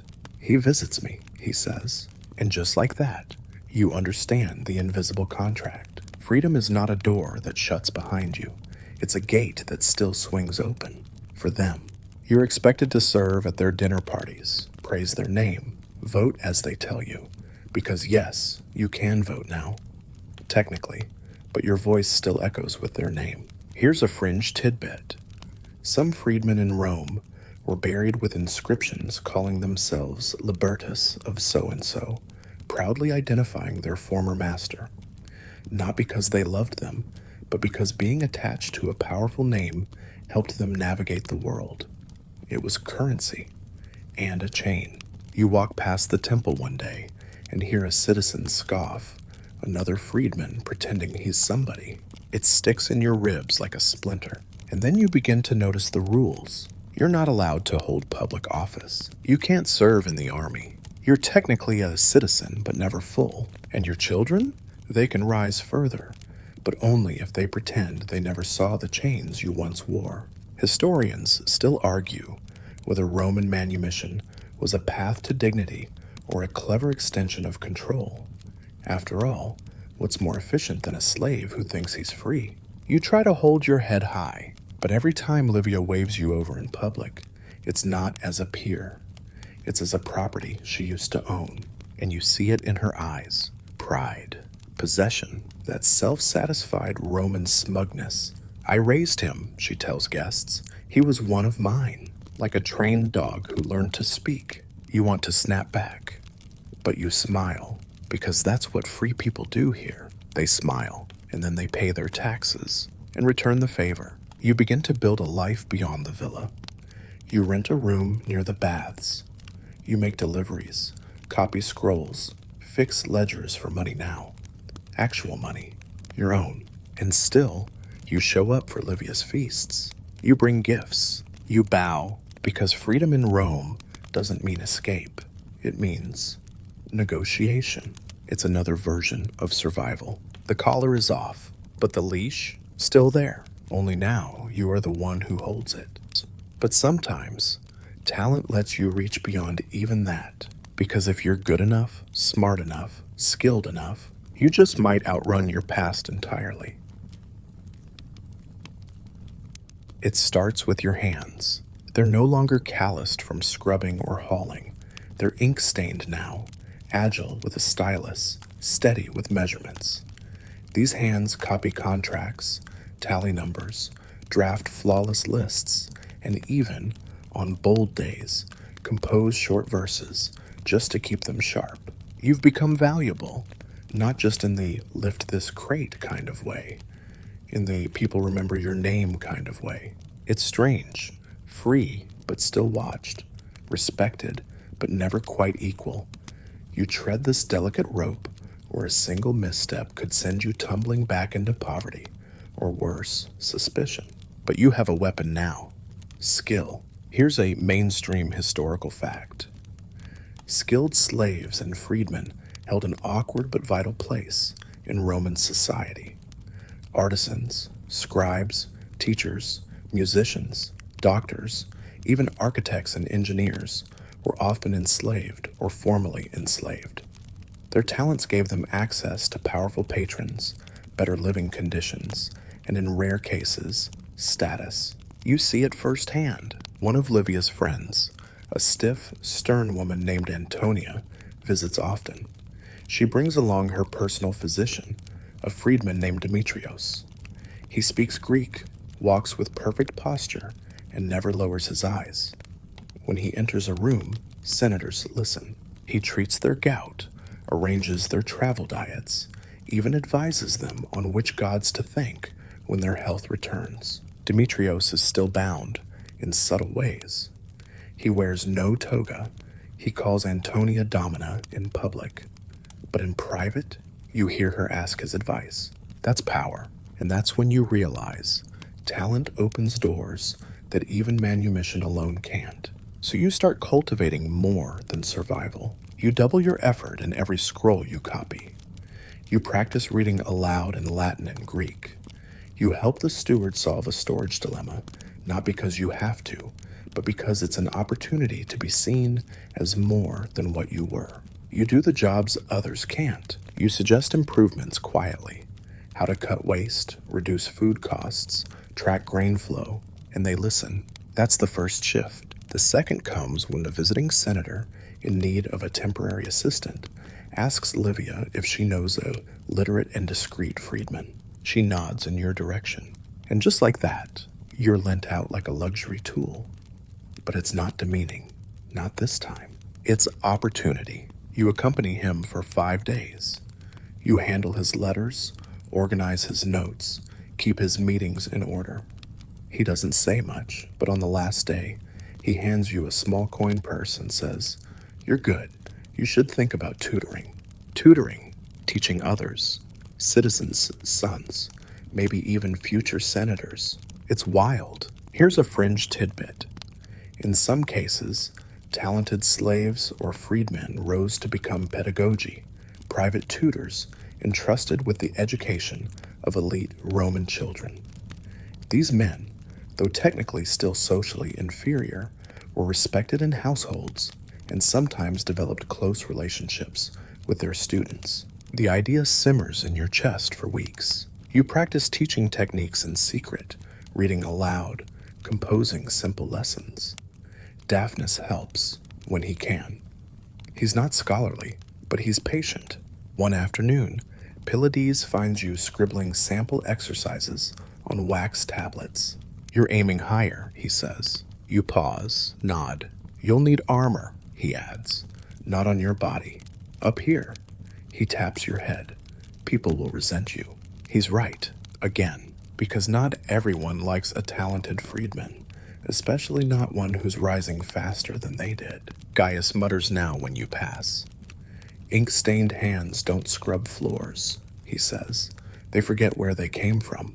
Julia is cooler, more distant. Even Livia, while polite, seems to watch you with a hint of suspicion, like a house cat watching a snake that's grown a little too big for its terrarium. Historians still argue whether talent was a shield or a target for former slaves. Some say it bought you protection. Others say it only painted a bigger bullseye on your back. You begin to feel both. One evening, a guest asks what you do. You start to answer, and Livia cuts in. He assists the household. You smile, but inside, you file that away. She still owns the story, not you, yet. So you keep improving. You take on more work outside the household, quietly, carefully. You build a reputation for your writing, your arithmetic, your memory. People begin requesting you. Eventually, you're offered your first full-time tutoring position. A small family, modest pay, but it's yours, your name, your coin, your hours, and you accept. You move into a room above a bakery. You eat when you want. You walk without glancing over your shoulder. You wear your tunic just a little cleaner, your sandals just a little newer. And the moment that hits you hardest, you pass the villa one morning, your old one, and realize you don't have to go in. You keep walking, free, skilled, surviving by your own hand. But still, You think about the ones who never had your skills, the ones who scrub until their backs fail, who were never taught letters or allowed to handle ink, the ones who could have risen but never had the chance. So when you're asked to take on a second student, you choose a boy with sharp eyes and rough manners. You ask if he wants to learn writing. He hesitates, then says yes, because now you understand. Skill is survival, knowledge is resistance, and teaching? That's legacy. But even talent won't save you when disaster strikes. And in Rome, disaster isn't a matter of if, it's when. It starts with smoke, just a faint trace on the breeze at first, sharp and metallic, cutting through the usual smells of baked bread, sweat, and animal dung. You pause, standing outside the bakery where you live now, squinting toward the horizon. Then comes the shouting. By the time you reach the street's edge, the panic has already begun. People run, carrying bundles, dragging carts, screaming names. Somewhere to the west, near the river, a tower of black smoke climbs into the sky. Rome is on fire, and for a strange, suspended moment, you don't move, because you've seen panic before, in punishments, in whispers, in stolen moments when control slips. But this is different. This is the entire city unraveling. You feel it in your ribs. A woman grabs your arm. "You're fast. Help me with my boy." She shoves a toddler at you before you can protest. You carry him. He's sticky with fear and smells like wet ashes. You run. Through alleys you memorized as shortcuts, past temples and bathhouses, and shouting guards, too busy to notice if you're slave or free. You help where you can, lifting, guiding, carrying water. No one questions your status now. In chaos, everyone becomes useful. Here's a mainstream historical fact. Fires, floods, earthquakes, and plagues were common in ancient Rome. The city's dense wooden construction, flammable oils, and open flame culture made it a tinderbox. And when disaster struck, slaves, especially strong, skilled, or calm ones, became the frontline response. Some died saving lives. Others used the confusion to disappear. You make it through the worst of the fire. The child's mother finds you, sobbing with relief. She presses a coin into your hand. "Bless you," she says. She doesn't call you service, just man, and it sticks with you. Later, as the embers cool and the bucket chains vanish, you walk through the smoke-charred wreckage of the Forum. Statues blackened, roofs gone, familiar corners erased. Even the old villa, your old prison, is singed. Not destroyed, but scarred, like you. And here's the fringe tidbit. Sometimes, during disasters, slaves became heroes. Some were granted freedom for bravery. Others were honored in inscriptions. A few even used the moment to reinvent themselves, assuming identities, fleeing cities, becoming someone new amid the ruins. You see that possibility now. You meet Daphnis again during the cleanup, covered in soot, eyes red. He says only one thing: this city isn't built to last. You nod, not just because of the fire, but because of what you've seen. Rome is grand, monumental, but it's held together by bodies like yours. By broken backs, sealed lips, and the myth that the powerful are somehow more human. The disaster cracked that myth wide open. Slaves saved nobles. Freedmen led bucket lines. Wealthy citizens screamed for help from kitchen servants. The walls came down, even if only for a day. But Rome rebuilds fast, too fast. Within a week, the forums are cleared. New orders flood in. Wood, marble, labor. The wheels spin again. But you're not the same. You start noticing other cracks. A sick child coughing in the bakery. Plague, maybe. You see a corpse cart days later, stacked high. The scent hangs over everything. You help bury the dead. No one thanks you this time, but you do it anyway. Because when the system fails, when the streets flood, the sky burns, or the gods turn away, you keep going. You know what survival tastes like. It's ash and sweat and iron and stubborn hope. Historians still argue whether disasters gave slaves and freedmen more agency or simply offered a momentary illusion of it. You think it's both. In chaos, you glimpse freedom. Then the doors close again. But now you know where the hinges are. You walk the rebuilt streets with sharper eyes. You see who's newly homeless, who's disappeared, who's been quietly freed for saving a senator's son, who's still sweeping ashes without shoes. And one night, while walking near the river, you see a face you thought was gone forever. Kayla. She's thinner, scarred, but unmistakable. She sees you. You don't speak, just a nod. She disappears into the alley before a patrol passes. But now you know she's alive. That changes everything. Because if she can survive, if you can be called a hero, if people like Demetrios and Pylades and even Maro still carry themselves with purpose despite the wreckage, then maybe Rome isn't just crumbling. Maybe it's shifting. And maybe you're learning how to shape the cracks. Because soon, the empire itself will fracture. And when it does, you'll finally understand what it means to live without chains, or without rules at all. The rumor arrives before the messengers do. Whispers ripple through the market stalls and wine shops. Trouble in the provinces. Soldiers marching home. Grain shipments delayed. Taxes rising again.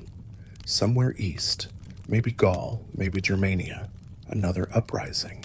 You listen closely, because this time, it's not just a distant tremor. This time, it's reaching Rome. You feel it in the way the merchants talk. In the temple, prayers that grow longer, more desperate. In the way guards now eye freedmen with suspicion, not indifference. Something's breaking. And for once, it's not you. Here's your last mainstream historical fact. The Roman Empire, in its later centuries, buckled under its own weight. Economic strain, military overreach, political chaos. It leaned on slaves and freedmen more heavily than ever, yet distrusted them more deeply. When things fell apart, it was often the enslaved who absorbed the collapse first. You've learned to see the signs. Fewer jobs, shorter food lines, freedmen conscripted into militia roles they never agreed to. You're one of the lucky ones, still tutoring, still earning, still invisible in just the right ways. But you remember what Daphnis said, this city isn't built to last. And he's right. Here's a fringe tidbit. In the empire's final centuries, some formerly enslaved people formed what scholars now call shadow societies. Networks of mutual aid, unrecorded trades, shared housing. They weren't revolutions. They were survival models. Some lasted longer than the towns that once enslaved them. You've seen hints of these groups. A bakery that always seems to have extra flour. A tailor who sews for free if you speak the right name. A shrine behind a wall with prayers whispered in languages no Roman ever taught you. You begin contributing where you can, not loudly, not publicly, but when a young freed woman loses her home, you offer her your spare mat. When the baker falls ill, you carry his loaves. When Maro, now older, stronger, asks if you've ever thought of leaving Rome, you finally say yes. Historians still argue whether freedmen in Rome ever truly felt free, or whether they were just reshuffled into new forms of dependency. But that debate doesn't matter to you anymore, because you're not looking for permission. You're looking for peace. One night you gather your things. Not much. A few coins, a scroll, a ring Daphnis carved from olive wood. You leave behind your sandals. A symbol. You walk barefoot toward the edge of the city, through streets you once scrubbed, past buildings you helped rebuild. No one stops you. At the edge of the gate, a child offers you a fig. You take it and keep walking, because freedom, real freedom, isn't something they give you. It's something you take. It's something you earn. It's something you become. And in this fragile moment, before the empire cracks entirely, you are no longer servant or tool or client. You are no one's. You are yours. Now let it all slow down. You've come a long way, from the lowest quarters of the villa to the smoky skies of burning Rome, to the quiet road stretching beyond the city's walls. You can almost feel the dust on your feet, still warm from the day's sun, the gentle creak of trees, the distant hush of nighttime voices settling into sleep. The stars above you look the same as they did when you first arrived, but now you're different. Your hands, once raw from labor, now carry purpose. Your voice, once silenced, now speaks in every step. And your heart, scarred, patient, strong, beats a rhythm only you understand. Let that rhythm soften. Let your breath slow. You've survived Rome. You've escaped the villa. You've rewritten your story, one whisper at a time. Now stretch out. Rest your head. Close your eyes. There's nothing more to fear tonight. You're free. You're safe. And your story is yours to dream. Sweet dreams.